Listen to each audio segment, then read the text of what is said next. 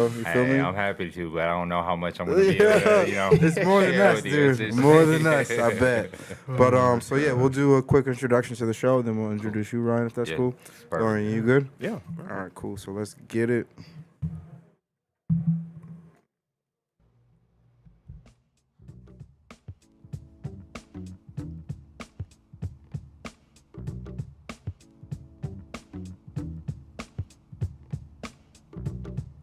What up, y'all? You're now listening to Infused Influence, where we're infused by weed culture, cannabis business, and its politics through conversations with special guests.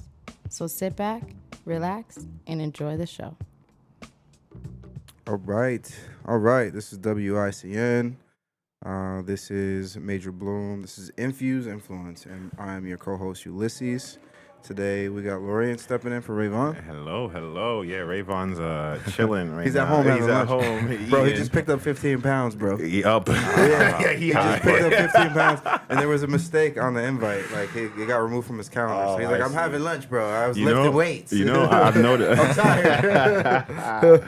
That's funny. That's he funny, was right? lifting 15 pounds of weed. Little 15-pound curls. Working out right He was there. working out, bro. That's what we call working out. Moving work. For real, man. But yeah, now we got a special guest today. I introducing this guy. I got a lot of respect for young dudes that are in like government, like Yeah, policy politics, work. yeah, You know what I'm yeah. saying? Because I grew up not understanding how that worked all the way through high school when they taught it, but then you go to college and you don't really get an opportunity to teach it. So then it's like you get real world experience. So I think I've heard this dude's name long enough to know that he's putting in work here in the Massachusetts market. And I don't want to butcher it. It's Ryan Dominguez, right? Yeah, Dominguez, yep. Dominguez. What's up, bro? Appreciate it. How are you? Yeah, I'm doing man. good. I appreciate the invite to the show. Oh, of course, man. Yeah. Of course. And I appreciate the work Welcome, that you do. You know what I'm saying? Just as a young person that is, I guess, accessible, but then also relatable to things in the political world as it relates to cannabis, bro. Yeah, definitely. And I think, cannabis, you don't think about it as a political kind of industry. Right. A lot of the folks who were in the legacy market or came in before, didn't think about it politics-wise, but everything's politics with cannabis. sure, man. Like the whole process of just getting open here in Worcester was all politics on Yeah. the local level, on the state level with the CCC. So just having like folks who have, been in the system and like been able to navigate both local and state politics, I think Right. is just helpful. So Yeah, man. I'm happy to do it. No, that's what's up, bro. So tell us about your story, bro. Like I know from you calling me a few weeks ago, you got a California number, bro. You come over here Yeah. looking like how's he say it? Taina? What do they call it? Yeah, I know. Like Like native- Tatiana or whatever. Yeah, I don't know. the native Spanish people, yeah, bro. yeah, you know, Probably, you know wait, this. you are Spanish though? No, I'm not No? Spanish. I know, and that's the thing that Yeah, it's very trips funny. everybody out because where I'm from in California, San Francisco, there's a lot of like my kind out there. But I came Right. out here to Boston, there's not a lot of my kind. So I'm Filipino actually. Oh, so, Filipino. let's clap that up, bro. Let's shout out to the Filipino people out there. Shout out Filipino to the Philippines. For real. Yo, y'all Yeah, lit. Pinoy, I'm just gonna- yeah. Y'all lit. Lit, I'm not gonna bro. lie. You The understand? food They're and good at everything. everything. Music. Like it's just oh my god. Yeah, I that's just love it. what's up, It's just bro. fun to hang out. Oh, that's cool, bro. So how did you get to Massachusetts from Cali, bro? Yeah, I was for some reason trying to escape the Bay Area, California, and just like experience something different. I didn't really travel a lot outside of my state when I was younger, and so thinking about going to college, I was looking at a lot of places on the East Coast.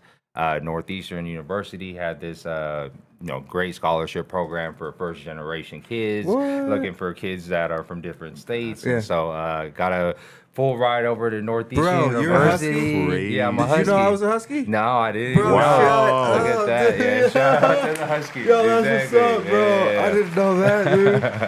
Damn it! I should have went. Yeah, you should have worn like Wait, little so black and red. Yeah. What years were you there? Yeah, so I graduated in 2012.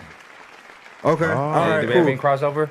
I was there at 2013 is when I started graduate okay, school, okay. bro. Gotcha. It was one of the greatest experiences of my life, bro. Yeah. You know what I'm Northeastern saying? Like, really put me on, honestly, like with the co-op program, being able to Right. get internships in politics both here as well as internationally. Right. It really just kind of made me want to study politics a little bit more. And Bro, I think that's what's just up. from a young age, didn't even think about it. But Right. once I got into school, getting into history, getting into politics was just something I was always interested in. Bro, you're a husky, bro. That's Yeah, amazing. you I know didn't what? know that. You know what you guys just did? I was already thinking about trying to do my master's and applying to there. And now that I just hear this good stuff about them, like, Bro. maybe I'll do it again. Maybe I'll apply again because I could have went there undergraduate, but Oh, for sure. it was like Becker here, and then like there was a little confusion with it because Right. I had recruiting and all that stuff. They want to know you, interview all that stuff. But I was like, oh, Becker #1 here. Let me just go there. Right.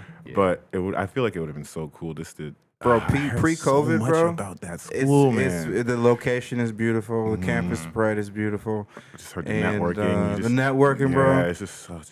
Yeah, man. Because there's a lot of people. It's a big population. Mm-hmm. So once you, especially in the Boston area, like I'll tell you, one of the first people I met was this dude. This is an Indian guy. I won't say his name, bro. Yeah. But like, it was literally like the week after I finished, and he was an investor in a medical dispensary, the first one. And I'm like, what are the odds? Because at that time in 2016, we had voted on it, and I was like, all right, I want to learn a little bit more. And I had met him through a different industry. I was selling solar, so I was trying to put solar on his hotel. Oh, okay. And like, he brought me to his office. He had all these plans on the floor, and it was just an idea in my head at the time. But the fact that he went to Northeastern and then also was an investor in one of the early medical places, I'm like, that kind of like propelled me a little bit more. We talk about networking, you know what I mean? exactly. Because we had that like husky conversation and just like how his career transpired after graduating, you know what I mean? And that was one of the big things he said too, was that like the network is so vast and like, it helped him push forward in his career. Yeah, You know and what I I think mean? a lot of people who went to Northeastern, like, it's not just these academics, you know what I mean? Right. There's like really people out here hustling and Oh, trying for to sure, like, bro. get Everyone to gets their a career. Dude, Like, Napster, exactly. Napster was Yeah, I'm about to originated. say, Yeah, I hear all balls this- of- Bro, exactly. Almost everyone like that's I feel like a lot of people that are big and famous have some connection to Northeastern. Right. Like regardless of what school they went to, they Right. know someone that can Right. it's just hilarious. Like, Right. I know. Well, no, that's what's up, bro. So you got a scholarship out of high school, bro. Yeah. So what was that like? Did you like know anyone out here on the East Coast, or you just? No, I came out here solo dolo, and honestly, just kind of just try to learn a little bit about the culture out here in Boston. You know, Right. kind of my friends kind of took me under their wing. Like, met a lot of great people, and actually, how I got into politics was one of the people who I was in the scholarship group with ended up running to become a local state rep. Wow. Her name was Representative China Tyler out of Boston. Oh. And so we were in the same scholarship group. She knew I was studying politics. And so when she won her campaign, she asked me to come on and like help out as her chief of staff. And Wow, bro. that Fresh out of school.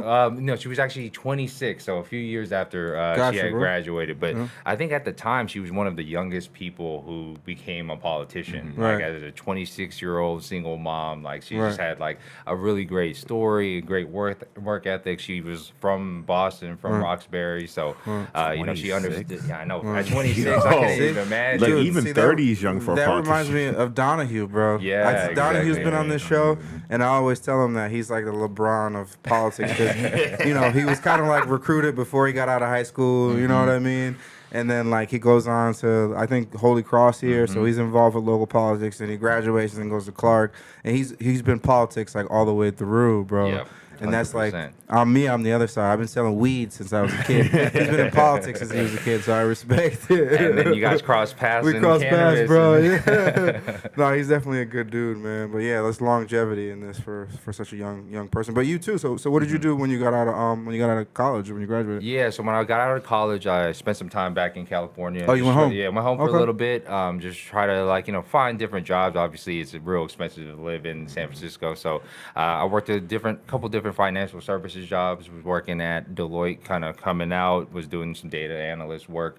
Went from there to one of our clients, which was Charles Schwab. Ended up working there for a little bit.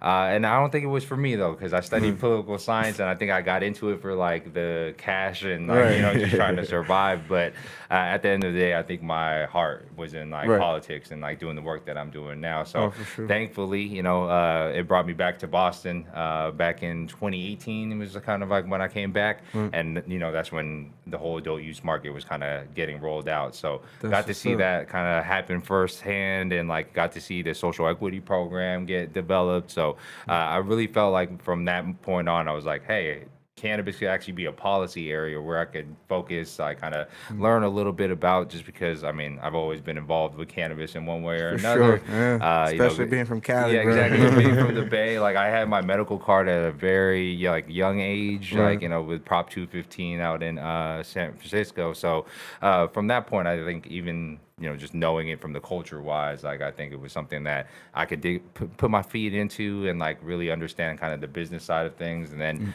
try to push forward on some of these social equity goals that were, you know, kind of established by the state, but didn't necessarily have some teeth. So once I left the office and started kind of going off on my own, I created this nonprofit organization called Mass Cultivate Ed. And what that Oh, you're a did- part of that, bro? Yeah. So You that a was, founder yeah, of that? I was a founder of Oh, that no way. organization, and then you know, it's kind of grown since that time, become a statewide organization. Right. And just for people who are listening, we basically are a nonprofit that help people who are impacted by the war on drugs or came from communities impacted by the war on drugs, and help them to get into the industry. So we like would help them to clear their records of any kind of criminal charges, whether it was cannabis or another type of charge. We would help them get some cannabis education and kind of learn how to be in the industry.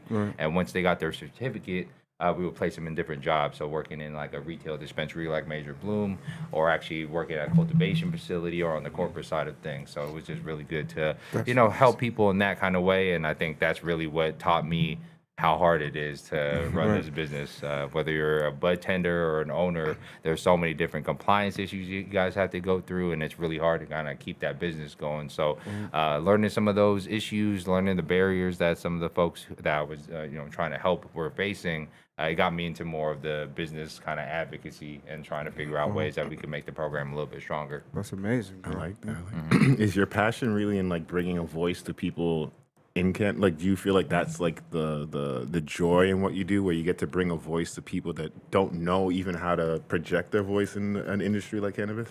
Yeah, I think the biggest thing too is just like bringing all of the people together. I think that, like, you know, you can see in our industry, people like to try to figure it out on their own.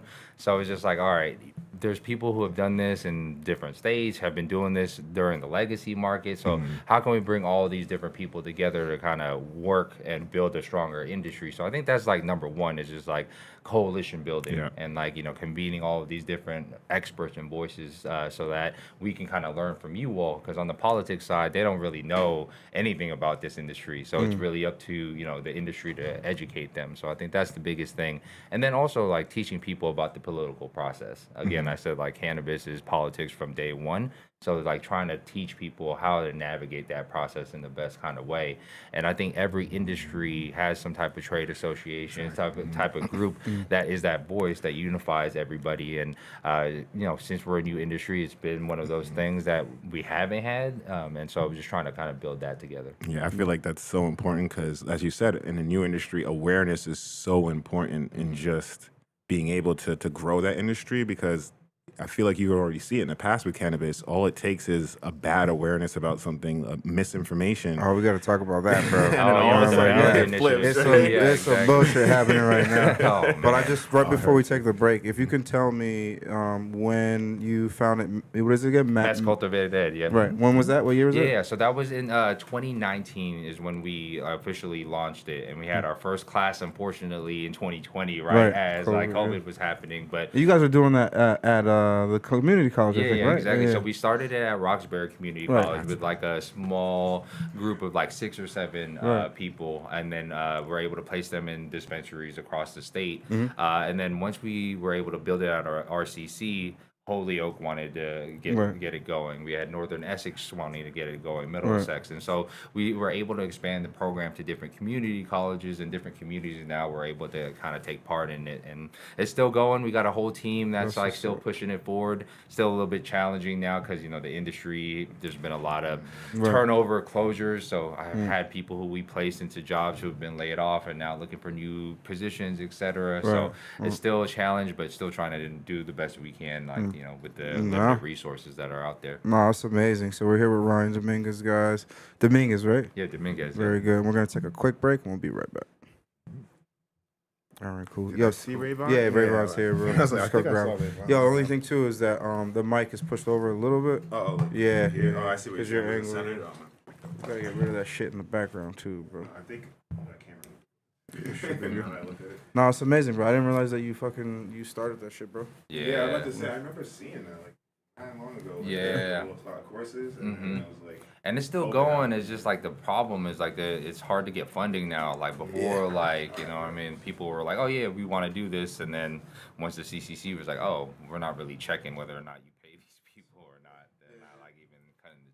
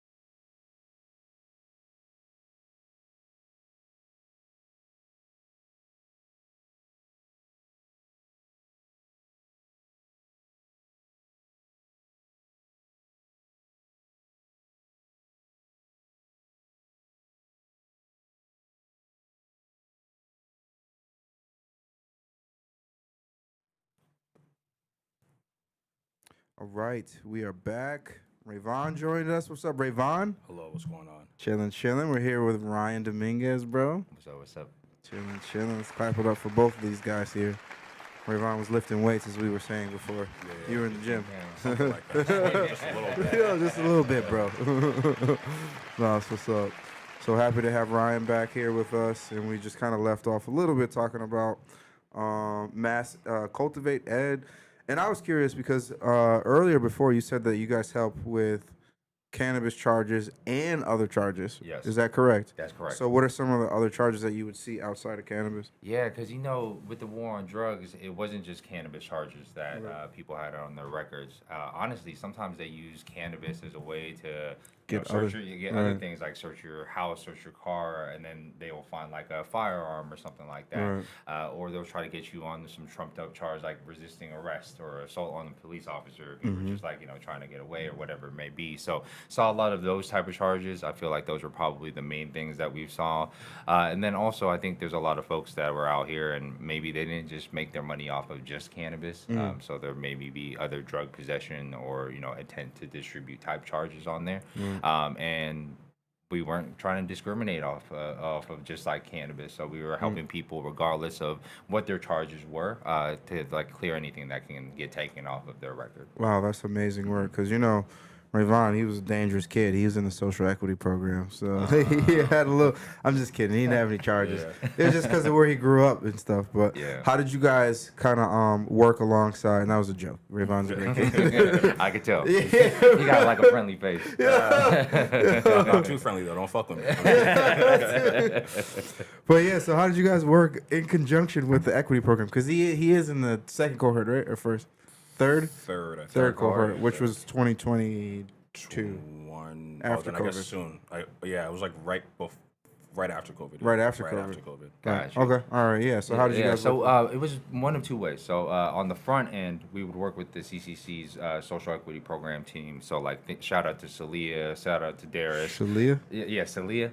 Oh, no, Yeah. Celia. Yeah, Celia Williams. She's Oh yeah, Celia. She's still there. Yeah, she's still there. She's like one of the legacies that's still there, bro. My bad, exactly, Celia. yeah. I know you, Celia. I know you. But they would, always open us up to recruiting people at their events. So when they would go out for the social equity program and market it to, different communities, we'd be able to plug into some of their programming and let people know, like, there's other sides of this that you can actually get into with the social equity program. You don't necessarily need to go in and try to open up a dispensary or a cultivation facility. You can actually get in and try to get a job, start a career. And so we would just offer those opportunities to people on the front end. And then on the back end, there's people who kind of came through our program.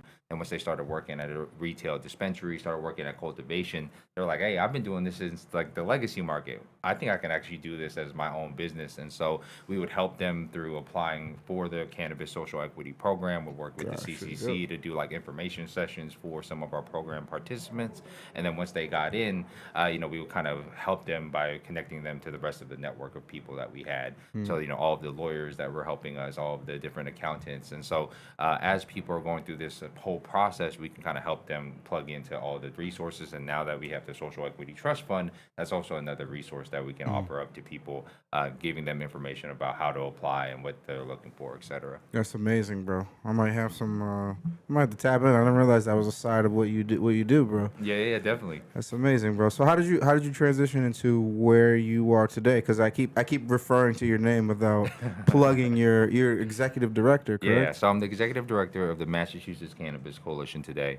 That's a trade association that represents every license type that we have in Massachusetts. So currently we have over 90 members, ranging from some of the large, like kind of multi-state operators down to social equity, single, retailers like yourself. I even have delivery operators and testing labs as part of our group. And so how I got into starting the MCC. Wait, you started that too? Yeah. So with the MCC, it was a collaboration though. I can't say like with all of these things, Mass Cultivated, That's all right, MCC. bro. It's not just me. I mean, but you know you're what I there mean? from the origin and Yeah, exactly. exploring the development of the idea for Yeah, sure. definitely. So That's- I think that's I what's was up. on the ground floor, helped to build it, but shout out to all the operators and my team members who have helped me kind of along the way in terms of starting it all up. And really, what got me started with that was from Mass Cultivated. There were all these barriers in place for people to actually get into these jobs because they have very strict background check requirements. They call it suitability requirements in the regulations. And so was trying to do a lot of advocacy with the CCC to change those suitability requirements for people who are coming through Mass Cultivated. And that's what was my kind of first foray into doing cannabis advocacy. And then once they were able to kind of change that, some of my partners through Mass Cultivated, some of the cannabis licensees were kind of letting me know about all the other issues that they were dealing with, whether it was host community agreements, whether it was like badging, et cetera. So I started learning a lot more about the business side of things and seeing all these businesses close. Like it wasn't good for Mass Cultivated, it wasn't good for the industry. So made me want to explore, different ways that we could expand the advocacy that we were doing. And so back in 2023, I know there was a whole regulatory round around host community agreements. And so a group of like 6 or 7 operators got together and were saying, hey, would love to try to formulate a kind of opposition to the municipalities who have been bleeding us dry as licensees for so long. And so we were able to put this small group together, with pool our resources, hire an attorney, bring me on to be able to do some advocacy with the CCC, and then hopefully kind of get some of the changes that we were looking for. And I thought that was a success. Obviously, some municipalities are still trying to hold out to get some of that Are money. they though? Yeah, some You of want them. to name them? Oh, I don't want to name them all right No. now because I know some of them are in lawsuits, etc. But yeah, Yo, there's a few. I'm there's- thinking about both Carolines, bro. They came out successful, both of them, right? Yeah, exactly. Both of them, yeah. Both of them. So I think I'll that's say the thing. Uxbridge and Haverhill or what is it? How you say it Haverhill. properly? Haverhill. Yeah. Both Hey, Carolines. I'm still both. trying to learn the names of all these cities I and towns know. out here. Yo, that's so funny, bro. Yeah, so from there, I think, people wanted to start a real organization and Right. just see what other things we can push forward on. And then from there, just kind of went out, met all the different operators like yourself, try to learn a little bit more about your pain points, and then see if like people want to come together, Right. use the MCC as a platform to kind of discuss all of these different ideas and push forward as a unified voice, really. Oh, that's amazing, bro. So it seems like mass cultivate ED is embraced by especially the social equity program. And then, by the way, did you work with Shakia at all? Yeah, I got to work with Shakia. Ah, She was no already doubt. with the city of Boston at that point when I started working with her. 'Cause So she was like 18 to like 20, maybe 21. exactly. See, when you had mentioned the other young lady's Celia, name, yeah, I was like, oh yeah, you know what I mean. But nah, Shakia, shout out to Shakia, bro. So yeah, I'm sure that they embraced mass cultivate ED, but how about MCC, bro? Was that as embracing by the CCC? Yeah, I mean, that was a hard thing, to be honest with you. I think there was a lot of history with trade associations in the past. And so I think there was a lot of concern from the industry and themselves of like, okay, what kind of group is this? Like, what are Right. they going to be trying to push for? Who's involved in the group, et cetera. So I think there was a lot of trust building that I needed to kind of push forward before people kind of were open to joining and like having the conversations. And the best thing that I could do was offer everybody a seat at the table, offer everybody a chance to have their voice be heard in some of these kind of debates that we were having in the industry around policy. And so once we started, bringing people in and they realized like, okay, we might not all agree on the different policy issues, but this is a place that we can actually hash out these differences without it becoming like, a huge fight or people kind of throwing shade at each other. And we can actually get into the data of it all and like really try to break down some of these policy issues. I think people wanted to be a part of that. And I think once they saw like, hey, anybody can be a part of this and push forward on advocacy that really makes sense for their license type, or they started learning that, hey, even if I'm a retailer or I'm a cultivator, we're dealing with some of the same issues, so we can push forward together on those. And so after people kind of came into the fold, started learning a little bit more, I think then the trust was starting to be built there. I mean, there's still, some issue topics out there that are controversial that I know that we are supporting, but at the same time, it's one of these things that we've been able to kind of build more of a coalition around, like so many things that we can all agree upon within the industry, that I think that's what really is the focus for a lot of these, policy kind of debates and that we're pushing forward. Wow, that's amazing, man. So I just want to plug real quick. So again, we're joined by Ryan Dominguez he's the executive director of Massachusetts Cannabis Coalition, right? Yep, MCC for short. So yeah, man. I mean, you can't throw out too many acronyms for the listeners because even I get lost in the acronyms, bro. Oh man, tell me about it. And that's probably one of the questions I had too. Is that like you mentioned that there are other trade associations, like.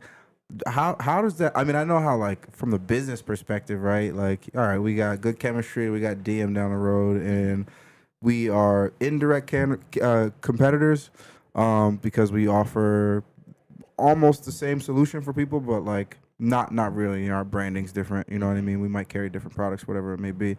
So how does it work with other trade associations that seemingly could be direct or indirect? Like I'm thinking about one right now. I think it's MBCA or like MBCC or something like that, bro. Right, Yeah. like David. Yeah. So Right. there's I a just kinda- Cannabis Business Association Right. with Dave O'Brien. I Right. know that there's Mass Eon with Right. Kevin Gilnack. Right. We even had Monty. we Yep. had damn, I can't even think of the name. It's me, Peyton Marcus. Yeah, Bunch of people that The don't Block. operate the block, bro, Yeah, right? yeah. Like, you know what I mean? So like so how do you handle, and work alongside those types of Yeah, and I think that's the thing, is just like keeping an open line of communication. I think that since we are one industry, like there's always going to be things that we can find common ground on and push forward together on that.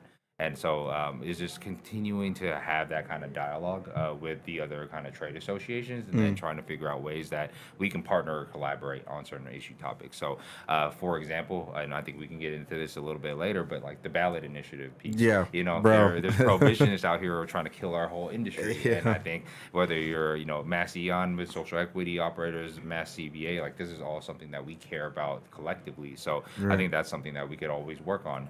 Currently, I'm also working with Mass Eon on trying to, provide a voice around this kind of disproportionately impacted areas and Zoning. communities discussion of I them be trying getting those to emails, bro. exactly they're trying to expand like what communities are part of the social equity program, and I Right. think that's something that we've heard from our social equity members that is a concern for folks. So given that that's a shared priority for us at MCC and Mass Eon, I think that's something that we can collaboratively work on. And so that's just been the way that we've been working. I think even with the testing labs that sometimes we don't always agree with the testing labs on like what we want to push forward in terms of testing changes. They know that they're part of the ecosystem, and that their revenue and their success is based on the success of the cultivators, etc. So I think once we start realizing that we're all part of the same ecosystem and we can find different ways for us to work on things together, that's how we can kind of collectively come together. That's amazing. We gotta clap it up for Ryan.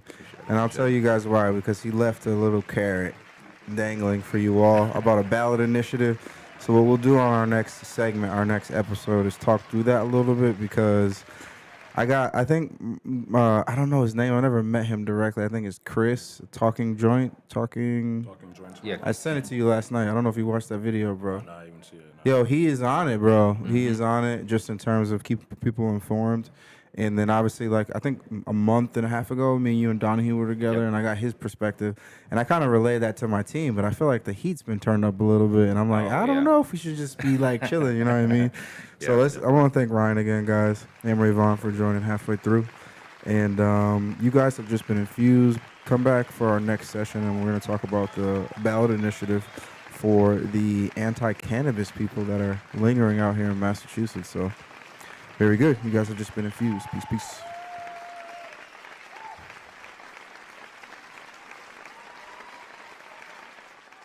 So we are back for our games right now, as we're still live on the internet. Cool. So you guys are cool with diving into it right now? Let's do it. All right, cool. So what would you prefer, bro? Would you prefer to do the naming the strains, or would you want to go for this big ass box of weed here and guess how much is in there? Yeah, let's. I've been looking at this box All of right, weed bet. for a minute, so let's start there. All right, cool. So let me show it off for the internet here real quick. This, I don't even know the amount in terms of the size of this, but let's see if I can get the lid off, get the smell going in here for us. Careful, this is precious cargo here. Yeah, so we just picked this up last week. I'll give this to you guys. Rayvon is part of this game too. He's gonna guess.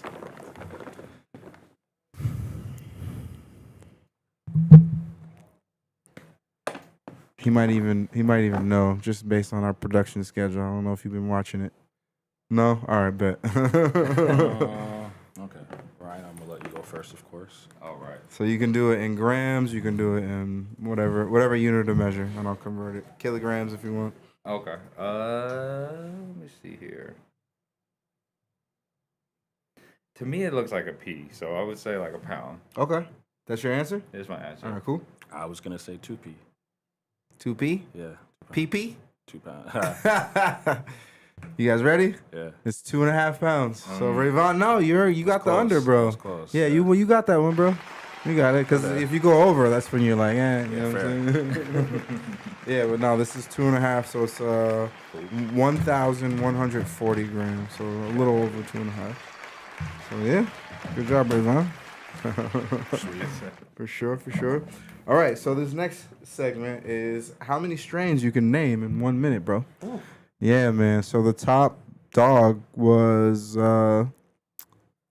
what's his name? Was it last week. Last week it was Sam. Sam, that's his name, yeah. Sam hit like 34, 35. Something like that. I think it was 32 I know he passed it 33? because the record was already like 31. 31, 32, so yeah. he passed that. I think it was 34. 34? Was he a bud tender or like a cultivator? Nah, he's a cultivator, bro. Oh, okay. Yeah. So yeah, he knows all the strains. Yeah, bro. And he was like well prepared too. So some people know strains, but they just kind of get choked up. Yeah, exactly. I'm bad with names, but I'm gonna go through all the ones that I like. All right, bet, so, bro. yeah. So as soon as you name your first one, Rayvon's gonna start the clock. Then I'm gonna count. Okay, cool. Okay, so I think I've been smoking purple for a while, so I would say Granddaddy Purple, Purple Kush, Blue Dream is another one that I like to smoke. Runts, Girl Scout cookies. LA Confidential is actually one of my all-time favorites. Bubba Kush, another one. Let's see. Dosey Dose is another one that I've smoked lately that was pretty good. Mm-hmm. Khalifa Kush is another one I smoked recently that I liked. Mm-hmm. Let's see. Oh, I gotta shout out. There's one from Todd over at I think it's like GLP or GLD. Yes, GLD, bro. GLD, yeah, that's 10. You're at 10, bro. That I like that one. How much time I got left? Oh, I'm 2 already 2 seconds That's off. all right. No, I fuck with that approach, bro. You want to know why? Because, all right, so Sam is a cultivator. He's not going through what he likes. He's going through what he knows. And you're over here, like, giving us moments, the ones that you like.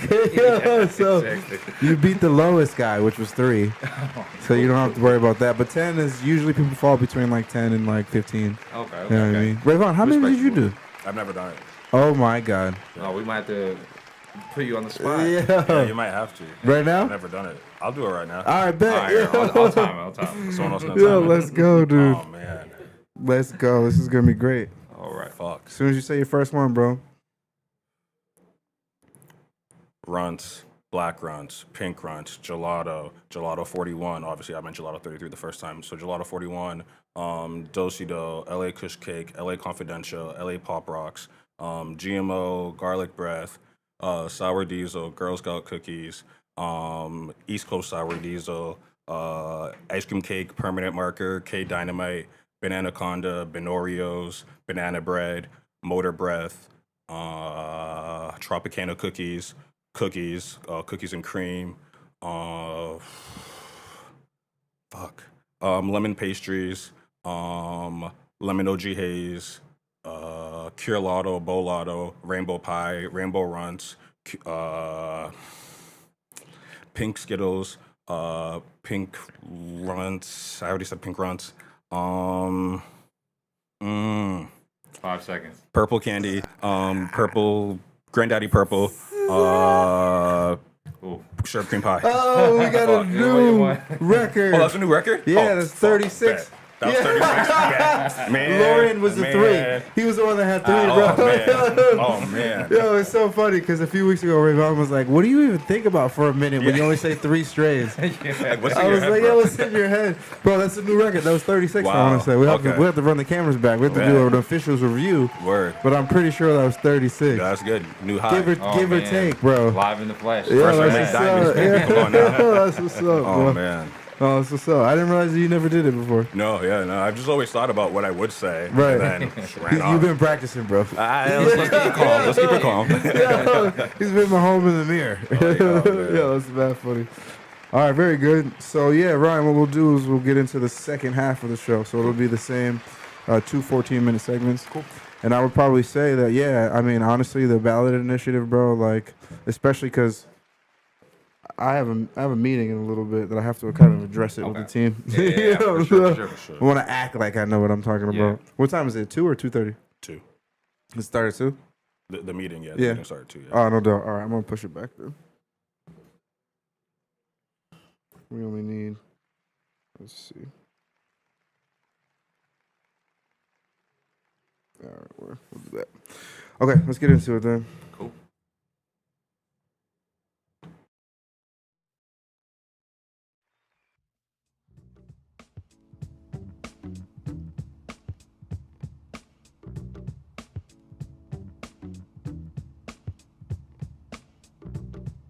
What up, y'all? You're now listening to Infused Influence, where we're infused by weed culture, cannabis business, and its politics through conversations with special guests. So sit back, relax, and enjoy the show. All right. We are back with another episode of Infused Influence. I'm your co-host Ulysses, and today we're joined with Rayvon. What's up, Rayvon? Hey yo, how you doing, sir? Pretty good. How are you, bro? I'm gonna. There's a lot of factor in here. I guess I'll say 7.4 out of 10. Wow, that's 0.1 lower than last week. Well, yeah. So, realistically, I just won the strain game, or I just put up, my jersey in the rafters for it so far until someone come take that from me. That's what's up. And then secondly, Rayvon just got to go eat some food. That's all. Oh, that's it, bro. You got interrupted. He was working out hard this morning, bro. Oh yeah. Now he's hungry. Yeah. So you want to introduce our guest, bro? Well, You of wanna- course, we you got a wanna special try it? guest here. I didn't pronounce your first name yet, but I think I could get it. Your last name yet? Right. Ryan Domingo, correct? Dominguez. Dominguez. Yes, sir. Damn. Back Ryan with us Dominguez, my again. fault, bro. Yeah. Welcome to the show. Happy to have you here, bro. Appreciate it. Yeah, of course. So Ryan is the executive director of MCC, also one of the founders, you said, right? Yeah. And then also one of the founders of Mass Cultivate Ed. Yep. So two nonprofit organizations. That's correct. Very good. So yeah, happy to have you back here. And for the listeners, last week or last session, we were talking a little bit about his work and travels from California to out here in Boston to be a Husky at Northeastern, and then basically how he just kind of developed these organizations within the cannabis space. And one of the current topics now for policy in cannabis is, will adult use be repealed, bro? What are your thoughts on that? Yeah, so I think it's definitely a threat that was out there that we've been monitoring, and I guess just a little bit of background for the listeners. There was 2 ballot initiatives that have been filed to repeal the adult use market, and then one of them, they're pretty much similar. One of them just kind of keeps the medical and then puts some THC caps, so it's a little bit of a different kind of ballot initiative, but both of them, were filed by prohibitionists who are trying to roll back cannabis, and not just in our state, but there's also been one filed in Maine as well. And so this is something that's happening kind of nationally, and it's something that they really want to just maybe try to see what state they'll be able to repeal it or roll it back, and use that as a model to kind of spread some of these initiatives across the country.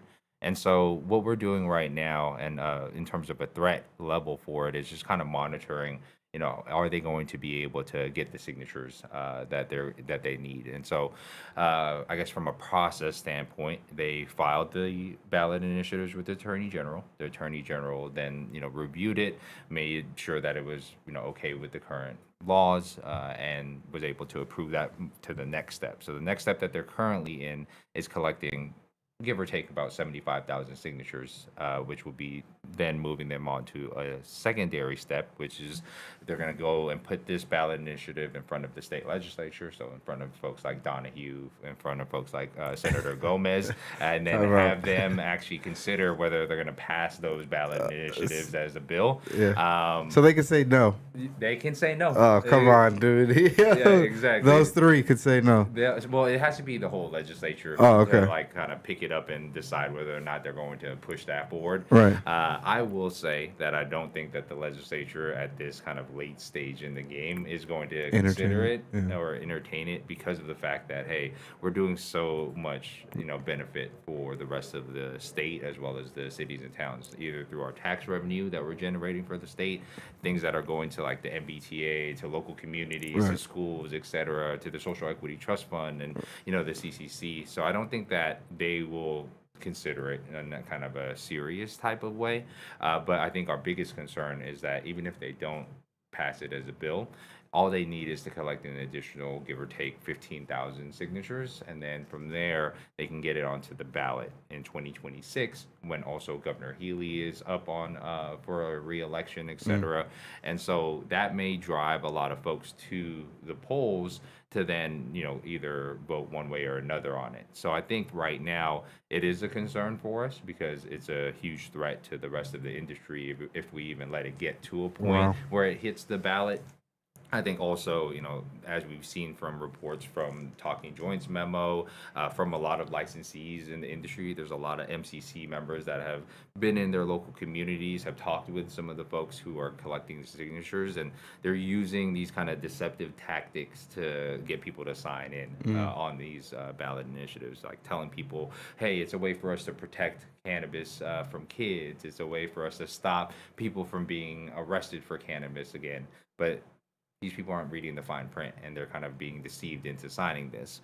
So I think what people have been doing in terms of doing anti kind of signing campaigns, like Meg Saunders has kind of pushed forward on. I know there's people like Talking Joints Memo and other industry stakeholders who have reported this over to the Attorney General. I think that's all helpful information for us to kind of get out there, so we can show that the other side isn't being truthful in the way that they're pushing forward these ballot initiatives.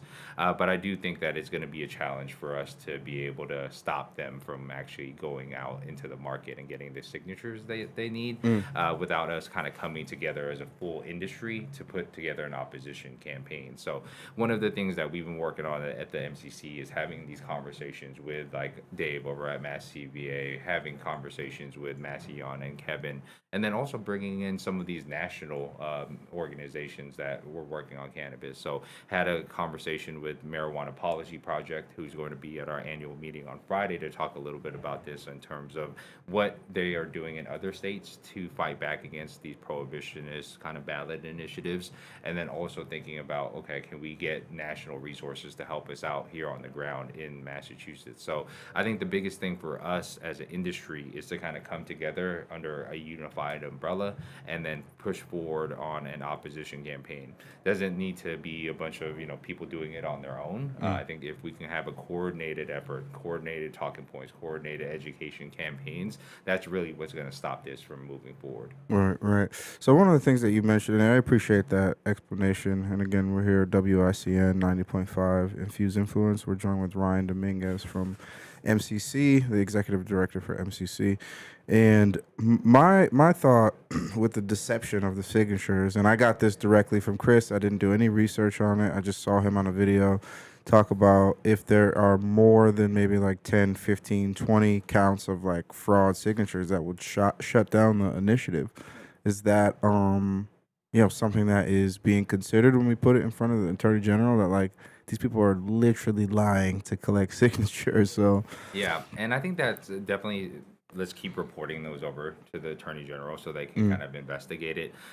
In terms of my conversations with MPP on the national level and with some of the attorneys, it is still really hard to kind of make that case to the Attorney General. Similar to like when they filed the ballot initiatives initially, like you can try to challenge that at the Attorney General level, but it's kind of one of these things where they're checking a box, and like in terms of trying to go through and prove which signatures are kind of were fraudulently kind of signed. It's a tough task, and I don't know if necessarily if that's where we should put all of our resources into. I think it's still something where we should be reporting it, sending in letters so that they're aware of it, and it is something for us to kind of take into the opposition campaign. But in terms of our success rate, in terms of shutting down the signatures through some of these reports, it will be a challenge and an uphill battle. I'm not saying it's impossible, but it is something that some of the kind of folks at MPP and some legal experts have told me it's not necessarily something that can just happen overnight. Well, one thing you mentioned too was that it's 75,000, give or take, to get it to the legislator, or at least in front of the committee. But you also mentioned another 15,000 could automatically get it to the ballot. Yeah, so they basically have to get 75,000 for it to be considered by the legislature, and then if the legislature does not push it forward as a bill, they have to get another 15,000 on top of that 75,000 to be able to kind of push it forward. So like and I'm using general numbers. There's actually like a actual specific number. I'm just kind of rounding up a little bit, but in total they need kind of 90,000 signatures to get it onto the ballot. So by when? By next spring. Okay. So 75,000 by end of this month, and then another 15 by next spring. What do you think, Rayvon? This is all news to you, bro? Not necessarily news. It's just definitely something that's not talked about. Like while we're actually talking about it, I'd like to give a shout out to one of our listeners, Mike Stolfi. Mike reached out to us through some way on Major Bloom's website. And Did I send it to you? Yeah, you sent it to I me. did. He reached out and asked for us to talk about this topic, and he was like, yeah, no one's talking about it. Like, the people should be informed because most people don't know jack squat about it. Yeah. And I'd like to applaud you. You actually gave a rather eloquent explanation on what it is for the average guy because it's tough and the whole line with signatures is kind of bad. Yeah. People just sign some shit like, yeah, get weed away from my kids. Yeah, exactly. Does anyone know if they're closer to 75,000?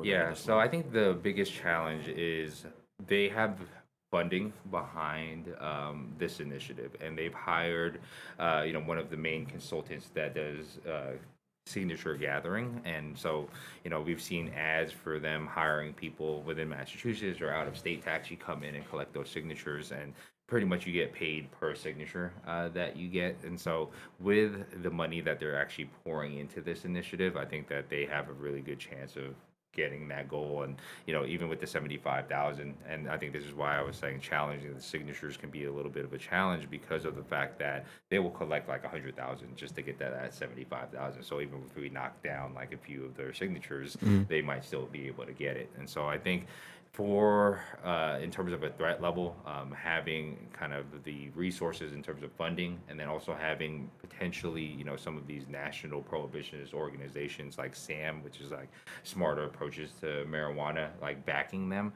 I think that's where we have to really put together a kind of combined effort. And I think thinking about your listeners and folks in the industry, we're going to try to put together, a political committee that needs to now raise money and then like run everything through a political committee. And I think there's just going to have to be talks between all of our different trade organizations and the national folks on like how that's all set up, because I do think it is better for us to come together as a unified opposition campaign rather than trying to do this all kind of on our own, which is kind of where it starts. But I think at the same time, once we get everybody to the table and like have this convening where we can work out who's going to play what role, how we're going to go out and educate people about the real behind the ballot initiatives, that's when we'll actually be able to push back and stop this from actually, kind of getting to the vote. But I think right now we're at the early stages of really trying to figure out how big of a threat this is.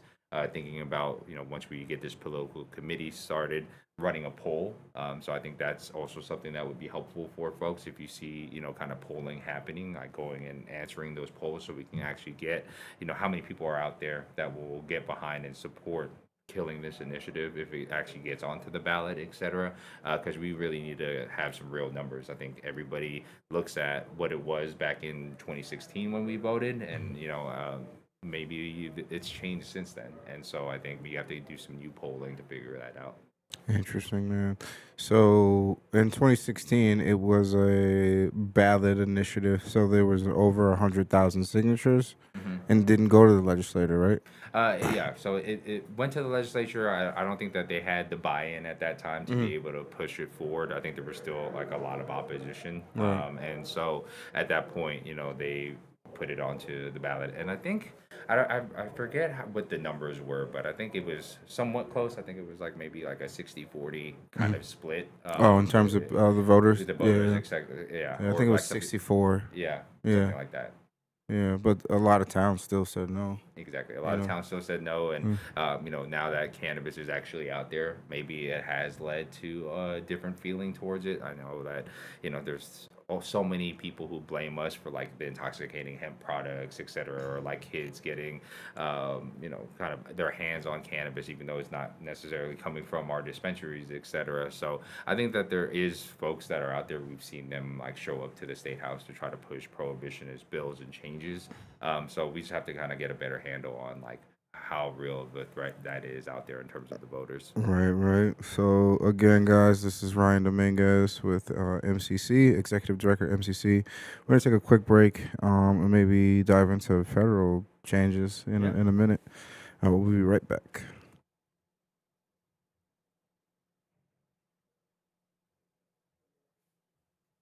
Welcome back to Infused Influence. Thanks for sticking with us through the break. I'm your co-host, Ray Vaughn. We got my co-host, Ulysses, with me, and our special guest, Ryan. If you missed the first half of the episode, the first half of this episode, we were just talking a lot about the new ballot initiatives in Massachusetts and Maine that are kind of just affecting the nation as a whole and the entire industry. And going forward, we're going to be talking about federal legalization. Potentially. Potentially. Yeah. What's that look like, bro? What you think?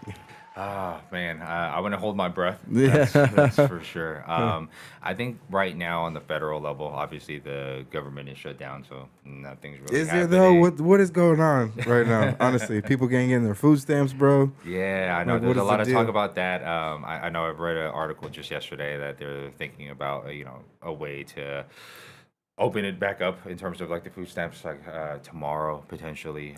But why is it shut down though? I don't get it. Yeah.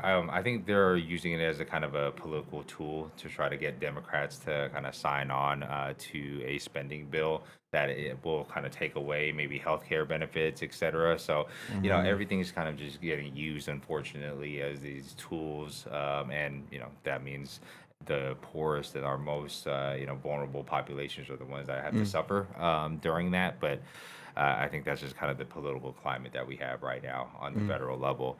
I was actually just down in D.C. a couple of weeks ago for a lobby day with one of our National Trade Association kind of partners, and the Senate was still there working. We were able to meet with some staff from the House, so they're there. But at the same time, I don't think that we're going to see any kind of changes in terms of cannabis for a while. I think the rescheduling conversation is the one that kind of keeps coming up for folks. I know that there is a debate versus like reschedule versus deschedule, et cetera. So I think that's probably going to continue for a little while. I think that the one thing that is top of everybody's mind is around kind of intoxicating hemp and the hemp loophole. So I guess for just background for listeners, back in 2018 in the Farm Bill, they were able to legalize hemp, specifically 0.3% THC in hemp. And then from there, that created a loophole where hemp operators were able to kind of convert the CBD that was derived from hemp into THC products. And so that's why we see gummies, flour, vapes, et cetera, being sold at gas stations and smoke shops, et cetera, directly competing with your products. And so given that has been happening for a few years, I think that there has been a renewed interest on the kind of federal level to close that loophole. There has been talks that once the government opens, that there potentially could be some action in an appropriations bill that's being pushed over by Senator McConnell. He's getting a little bit of pushback from his other senator in Kentucky, Rand Paul, who is actually supportive of kind of keeping the things the way that they are and doing a study around hemp. So I think that's probably going to be Real quick, just going Yeah. back, you had said, what was the name of the bill? So it's a appropriations bill. Appropriation? for agriculture. Wow, appropriation. Yeah. So it's like the Gotcha. budget, basically. Right. Yeah. So trying to put something into the budget, and you'll see that here even on the state level. Like they try to pass different bills, like in addition to their spending bill every year, and so it'll be kind of a similar process, but just on the federal level. Right, and that is exclusive to to hemp, or you think THC as well? Yeah, I think it'll be exclusive to hemp if they're able to push that forward. Right now, Senator Paul is saying like he's not going to vote for reopening the government if they kind of try to keep pushing hemp, a hemp ban through appropriation. So if it doesn't happen, within a short time frame after they reopen the government, then I think we're going to be even waiting on any kind of hemp legislation until if and when any kind of farm bill gets updated. And then like rescheduling, I wouldn't hold my breath on any of those kind of changes. So in terms of the federal level, cannabis isn't necessarily just like a priority for folks. I think that they are looking at the hemp loophole as one of the main things on the federal level. And then we'll continue hearing different things around rescheduling until they decide to take any action. But I think with everything around healthcare, with the benefits, SNAP benefits, et cetera, there's just it's very low on Too the totem much, pole. bro. Yeah. No, I understand. I mean, you mentioned, priority. Weren't we at like a hearing phase for rescheduling at some point, or like a listening phase or something like that? But that's been Yeah. going on for like a year, no? Yeah, I know, and it's because like once like this new administration kind of came in, DEA kind of puts out their point of view on different things, and so a lot of this stuff got kind of pushed down the road a little bit. Right. Like hearings got canceled, and so yeah, I think everybody just kind of keeps pushing it off. Pushing it all. Mhm. I have the notion to think that our current president is just crazy enough to just do it without anyone's. And It's like, yeah. listen, just because I said so, we rescheduling it today. And unfortunately, that may be the case. That might be the Yeah, case. because that's what I was hearing down in DC. Like, it's probably going to be like this administration. It might be like the Right. Republican Party that actually legalizes cannabis or reschedules. Right. And I think that's a concern because the reason why they'll be able to push that forward is because they don't care about Right. social equity Equity. initiative. Yeah, yeah. Exactly. So the things that I think are holding up the conversation right now, so we can protect equity operators, is the same thing that the Republican Party doesn't necessarily care about, and might just be able to pass it forward without any of these kind of protections or Right. changes. So I think even if we kind of get to that point, it'll be kind of a double-edged sword. So Right, right. Well, how do you envision it, especially from the perspective of state intervention and state regulation, right? So if the federal government, let's just say today, Trump came on the big screen and was like, cannabis is now Schedule 3. What do you think would happen to the state of Massachusetts? Yeah, so I think for the state of Massachusetts, we would have to kind of get to the table and see how can we support operators like yourself and other operators that were Massachusetts kind of bred to, kind of prepare them for the changes that are kind of happening. And I think, even with rescheduling though, I don't necessarily see like the biggest changes in terms of like it being full legalization. I think you're going to get, access to 280E, kind of changes, et cetera. So I think that'll kind of help the business. Not kind of, bro. Yeah, Tax liability is stupid, bro. Oh, I know. And honestly, I think that's the whole thing too. Is like, at the end of the day, like as we move forward in this process, I know we're trying to change things like the Right. purchase limits, badging, et cetera. But at Right. the end of the day, it's the taxes that are Bro, really need to get egregious. changed to like make sure that you all are I financially can't even think viable. about it anymore. Yeah, so I think that's like phase 2 of all of this is like me kind of focusing on tax policy Right. at the end of the day, which we will eventually kind of get to. But obviously, we were trying to just work within the kind of system that we have. But once it opens up, it is going to be a challenge for what can we do on Massachusetts to kind of preserve our industry here? How can we set up folks to be able to engage in, whether it's interstate commerce or like, how do we protect our social equity operators and our programs, et cetera? So I think those are probably the number one things that we need to look at. And I think that's what we should start looking at in terms of our laws and regulations today is like, how can we start setting it up where we can kind of plug into any changes that happen on the federal level a little bit more seamlessly. Right, right. Yeah, because that's one of the things, man, that like, thinking about the tax liability, thinking about equity, it's like, all right, well, yeah, it'd be cool to pay less in taxes. However, one of my guys, CPA that I know, well experienced, and his perspective is that as soon as that barrier comes down, then, you're going to see an influx of more investment dollars and more colonizers. He didn't use the term colonizers, but that's what I know he meant essentially. You got the businesses that are, in theory are paying less in taxes because they're not subject to 280E, but you have a larger market because there's more investment dollars, right? So I always respected that perspective because like, you want to push for the 280E being removed, but you also have to think about like how easier it would be for people that have money to get involved. You know what I mean? Or people that are in it for the reasons of just, profiting as opposed to the people who have been harmed or reversing those harms. You know what I mean?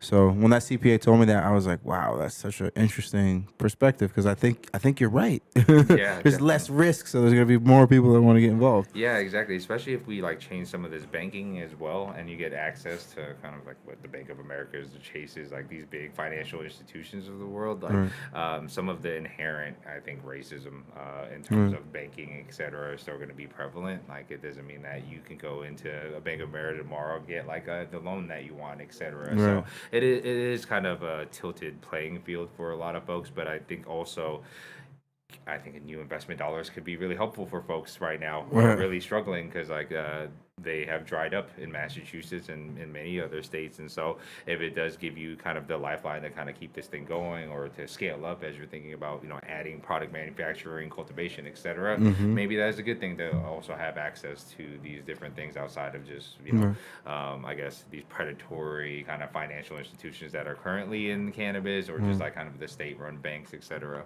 Right. So what do you think? You think it's about rescheduling? Do you think it's about The other option is just to legalize it. What's your Yeah, so opinion? I think like obviously I think descheduling would be great, but I don't know if that's necessarily a step that they're willing to take at this moment. So I think like with rescheduling being one of those conversations that has happened over many years, and I think that speaking with members of Congress, like it is an idea that they understand a little bit more when it comes to kind of pharmaceuticals, et cetera, like the scientific research of cannabis, et cetera. I think it's an easier sell, so that may be the incremental step that we get. I know that comes with a lot of challenges, but I think that's probably where we end up if I had to kind of put money on it. Right. So you think that it would be a reschedule before a full on, legalization? Yeah. Word, man. Wow, that's very interesting. I mean, I feel like a lot of groups are torn. Like there are some people that are like, not yet because of this X, Y, and Z. Let's make sure. But it's such a big lift because, I mean, if you look at some of the earlier states, especially on the West Coast, some of them did not even, like, from a state perspective, have equity. Like Colorado, bro, they didn't roll out their social equity till like 2022, like Yeah. 10, like 12 years after, bro. Like, you know what I mean? Cali, from where you are, bro, like, they had weed, whether it was medical or recreational, but it wasn't prevalent. And like, I don't even still think that it's a successful equity. What are your No, perspective? yeah, and they have a lot of equity programs on like the city level Right. that are kind of helping out, but Right. at the same time, yeah, it is really hard in California because of the fact that they had a huge kind of legacy market as well that people are just used to. So in terms of equity operators making that transition with all the regulation that they still have and the tax burden from the federal level, I think there's folks that were just like, I'd rather just stay in the legacy market Right, and right. keep selling rather than doing it the other way around. Man, that's crazy, bro. That's crazy. I mean, we can't get away with that here in Mass, bro. Absolutely not. I yeah. feel like there's, even in the streets, bro, people are like, there's no COA with that. I don't want it, bro. On some real. Yeah, we're going to clap it up for Ryan, though, for real, man. Just shedding some light and dropping some gems, for real. What you got, Rayvon? Anything in our last minute here?